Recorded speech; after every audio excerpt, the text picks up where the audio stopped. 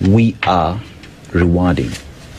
What loss does Mwananchi get when such happen?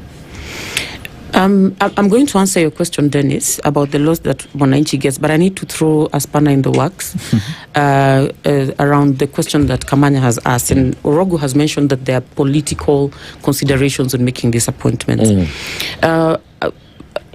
One of the things you must know is that political appointees are normally being rewarded for an excellent job on the political front.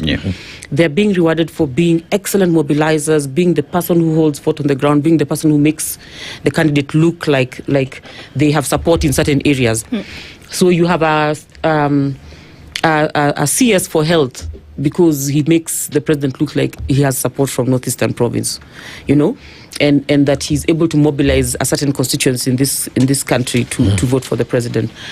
The problem that this particular president has, that we discussed extensively when he was busy picking everyone and putting them on his train as he was campaigning, is that he had too many people that he was working with in order to get into office. It becomes easier when you have a few people and there are people that you choose.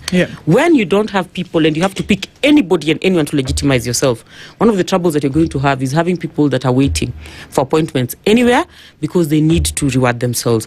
You will be pleased to know that some of them are appointed in those positions because they need to recoup investments that they made into the campaigns.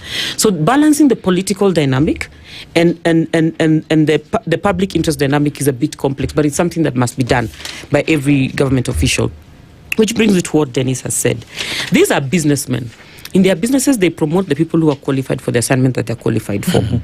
So even if you're promoting a political mobilizer who is great at speaking in proverbs and shaking her hands and shaking her waist or twerking or whatever it is that the qualification is, while you're promoting them, at least check to confirm that they are qualified for what you're promoting them for. If you're going to promote them and you have not checked what they're qualified for, ask yourself the question that Dennis is asking us here. What is going to be the cost to the citizens? How sensitive is the sector you're sending them to? Are they able to discharge their duties, or they're just going to be sitting in the room, filling up space and not adding value to the conversation?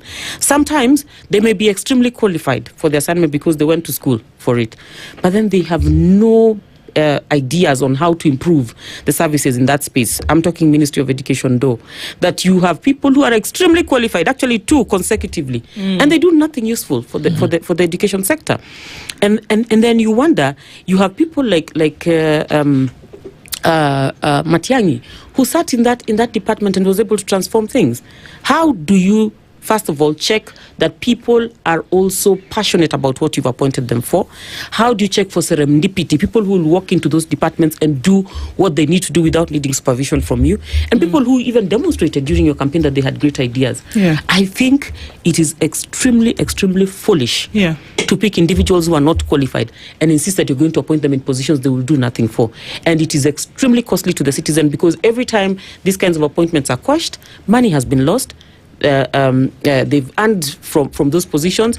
Certain decisions that she has made have not been quashed. Justice Momwe said it would be unreasonable to quash some of the decisions she's made. So if some of those decisions are wrong, I haven't been able to vet them, so I wouldn't be here to indict her.